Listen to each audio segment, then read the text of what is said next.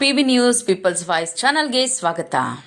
Land ಜಿಹಾದ್ ವಿರುದ್ಧ ಹೋರಾಟ, ಎಲ್ಲಾ ಜಿಲ್ಲೆಗಳಲ್ಲಿ ಪ್ರವಾಸ, ಪ್ರತಿಪಕ್ಷ ನಾಯಕ ಆರ್ ಅಶೋಕ್ ಹೇಳಿಕೆ. ರೇಷನ್ ಕಾರ್ಡ್ ರದ್ದು ಪ್ರಕ್ರಿಯೆ ಸ್ಥಗಿತಗೊಳಿಸಿ, ಕಾರ್ಡ್ ಕೊಟ್ಟ ಅಧಿಕಾರಿಗಳ ವಿರುದ್ಧ ಕ್ರಮ ಕೈಗೊಳ್ಳಿ. ವಕ್ಫ್ ಮಂಡಳಿ ಮಾಡುತ್ತಿರುವ ಲ್ಯಾಂಡ್ ಜಿಹಾದ್ ವಿರುದ್ಧ ಬಿಜೆಪಿ ಇನ್ನಷ್ಟು ಹೋರಾಟ ಮಾಡಲಿದೆ. ಎಲ್ಲಾ ಜಿಲ್ಲೆಗಳಲ್ಲಿ ಪ್ರವಾಸ ಮಾಡಿ ಪರಿಶೀಲನೆ ನಡೆಸಲಾಗುತ್ತಿದೆ ಎಂದು ಪ್ರತಿಪಕ್ಷ ನಾಯಕ ಆರ್ ಅಶೋಕ್ ಹೇಳಿದರು.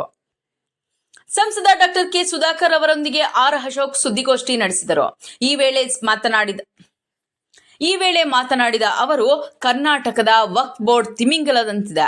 ಇದು ದೇವಸ್ಥಾನ, ಶಾಲೆ, ಕೃಷಿ ಜಮೀನುಗಳನ್ನು ನುಂಗಿ ಹಾಕುತ್ತಿದೆ.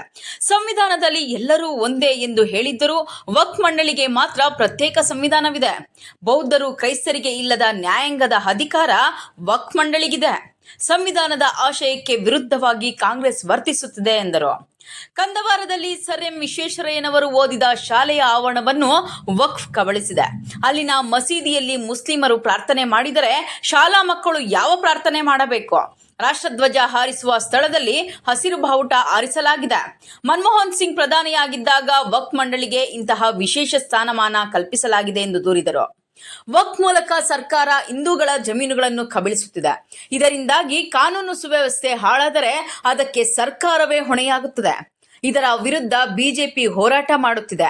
ಈ ಹೋರಾಟಕ್ಕೆ ಹೆದರಿ ಸರ್ಕಾರ ಪಹಣಿಯಲ್ಲಿ ಬದಲಾವಣೆ ತರುತ್ತಿದೆ. ಲ್ಯಾಂಡ್ ಜಿಹಾದ್ ವಿರುದ್ಧ ಹೋರಾಟ ನಡೆಸುತ್ತಿದ್ದು ಎಲ್ಲಾ ಜಿಲ್ಲೆಗಳಲ್ಲಿ ಪ್ರವಾಸ ಮಾಡಲಾಗುತ್ತಿದೆ ಎಂದು ಹೇಳಿದರು. ರೇಷನ್ ಕಾರ್ಡ್ ರದ್ದು ನಿಲ್ಲಿಸಿ, ಎಲ್ಲರಿಗೂ ಫ್ರೀ ಎಂದು ಹೇಳಿ ರೇಷನ್ ಕಾರ್ಡ್ ರದ್ದುಪಡಿಸಲಾಗುತ್ತಿದೆ. 11 ರಿಂದ 12 ಲಕ್ಷ ರೇಷನ್ ಕಾರ್ಡ್ಗಳನ್ನು ರದ್ದು ಮಾಡಲಾಗಿದೆ. ಗುಡಿಸಲಲ್ಲಿ ವಾಸಿಸುವ ಜನರ ಪಡಿತರ ಚೀಟಿ ಕೂಡ ರದ್ದಾಗಿದೆ. ಗ್ಯಾರಂಟಿಯಿಂದಾಗಿ ಖಜಾನೆ ಖಾಲಿಯಾಗಿ ಶಾಸಕರು ದಂಗೆ ಏಳುತ್ತಿದ್ದಾರೆ. ಅದಕ್ಕಾಗಿ ಹಣ ಉಳಿಸಲು ರೇಷನ್ ಕಾರ್ಡ್ ರದ್ದು ಮಾಡಲಾಗುತ್ತಿದೆ. ಕಾರ್ಡ್ ರದ್ದು ಮಾಡಲ್ಲ ಎಂದು ಸಿಎಂ ಸಿದ್ದರಾಮಯ್ಯ ಹೇಳುತ್ತಾರೆ. ಆದರೆ ಅವರು ಹೇಳುವುದೆಲ್ಲ ಸುಳ್ಳಾಗುತ್ತಿದೆ. ಜನರು ಸರ್ಕಾರಕ್ಕೆ ಶಾಪ ಹಾಕುತ್ತಿದ್ದಾರೆ. ಕೂಡಲೇ ಕಾರ್ಡ್ ರದ್ದು ಪ್ರಕ್ರಿಯೆ ಸ್ಥಗಿತಗೊಳಿಸಬೇಕು. ಕಾರ್ಡ್ ಕೊಟ್ಟ ಅಧಿಕಾರಿಗಳ ವಿರುದ್ಧ ಕ್ರಮ ಕೈಗೊಂಡು ಅವರನ್ನು ಜೈಲಿಗೆ ಹಾಕಬೇಕು ಎಂದು ಆಗ್ರಹಿಸಿದರು. ನಾನು ಕಂದಾಯ ಸಚಿವನಾಗಿದ್ದಾಗ ಹಾಡಿಗಳಿಗೆ ಹೋಗಿ ರೈತರ ಜಮೀನು ಕಾಪಾಡಿದ್ದೆ. ಅರಣ್ಯ ಸಚಿವರು HMT ಜಮೀನು ಬಗ್ಗೆ ಮಾತಾಡಿದ್ದಾರೆ. ಅಂದಿನ ಪ್ರಧಾನಿ ಜವಾಹರ್ಲಾಲ್ ನೆಹರು ಆ ಜಾಗವನ್ನು HMTಗೆ ನೀಡಿದ್ದರು. ಅರಣ್ಯ ಸಚಿವರು ಇದನ್ನು ಅರಣ್ಯ ಭೂಮಿ ಎನ್ನುತ್ತಿದ್ದಾರೆ. ಯಾವ ಭೂಮಿ ಯಾವುದು ಎಂದು ಅವರು ಮೊದಲು ತಿಳಿದುಕೊಳ್ಳಲಿ ಎಂದರು.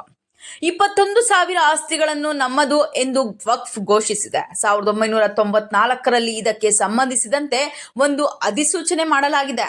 ಅದನ್ನು ರದ್ದು ಮಾಡಬೇಕಿದೆ.